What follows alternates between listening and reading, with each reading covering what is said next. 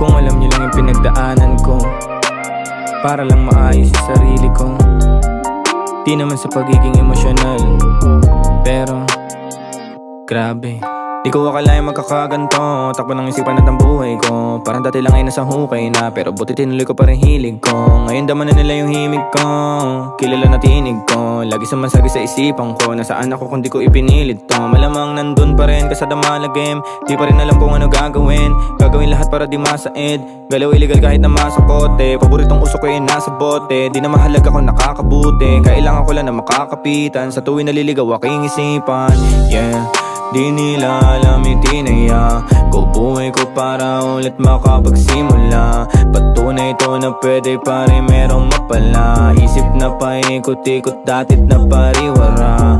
Yeah, kala ko noon ay mawawala ko na maaga sa mundo, dalas mag-alala. Buti na lang ay malupit pa rin ang magdala. Kahit na bigat palagi ang akin dinadala. Bit ko pa rin yung gigil kahit na ngayon nandito na. Sipag tiyaga na tila parang nagsisimula. Di na pwedeng umayaw, buhay na ang itinaya.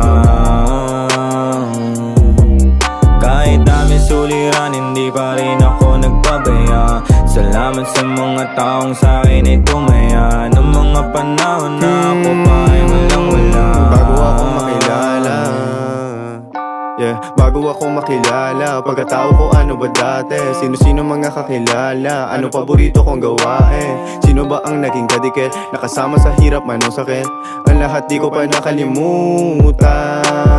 Makinig saglit sa kwentuhan. Mga batang palaboy lang nung una, pero naging milyonaryo. Yung lugar ko ginadyaryo, sa kanto nakikipagrayo. Kami madalas sa mga hayo, paikot-ikot sa kalsada, sa labas, loob at habang napapasarap lahat, hindi na mamalayang. Yung kasalanan ay dumadagdag, bigat na parang sobra na kayo, kailangan nyo ng pagbayaran, yeah.